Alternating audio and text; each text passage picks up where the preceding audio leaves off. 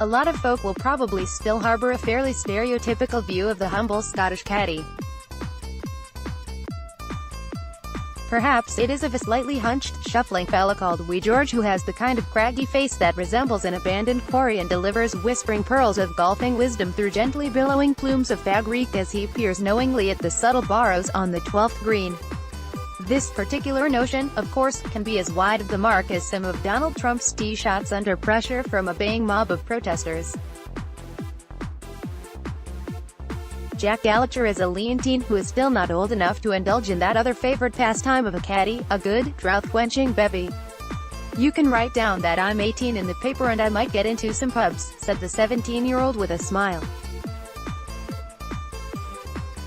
Lumping the bag of his well-kent dad, Stephen, for the past month has been quite an eye-opener for Jack, but this father and son alliance is slowly making some headway. Gallacher Sr.'s 5 under 65, which equaled his lowest round of the season, had him moving in the right direction on day 3 of the Scottish Open. Having missed 2 of 3 cuts prior to this week as a new partnership, this was a timely tonic in their own backyard. "It was a bit of slow start for us, but we're getting there," said Jack, who has been one of his father's most loyal followers on the other side of the ropes down the seasons, but now finds himself in the merry midst of the competitive cut and thrust. "It's been different, especially this week on home soil when you see all the familiar faces walking round. The whole idea about me doing this was briefly discussed around about the PGA Championship in May and Dad just said one day, 'Do you want to do it?' The next day after he asked, I left school. It was quite a whirlwind.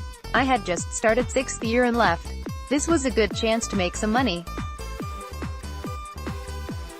My mum was okay with me quitting school. As long as I'm making a few quid, she's quite happy. I was going to stay on at school but I wasn't quite sure what I wanted to do. The one thing I knew is that I wanted to do something in golf. You are still learning on this job even though I maybe can't practice as much on my own game. It's been a case of so far so good. It helps when he's playing better. That makes my job a bit easier. I've followed my dad around the golf scene for years and I just about know his game inside out. This is a wee bit different now that I have to keep up with all the wee jobs. It's sometimes just the little things like handing in the stats cards after a round or keeping the towel wet and making sure there's plenty water. I'm not quite sure what my strengths are to be honest just yet.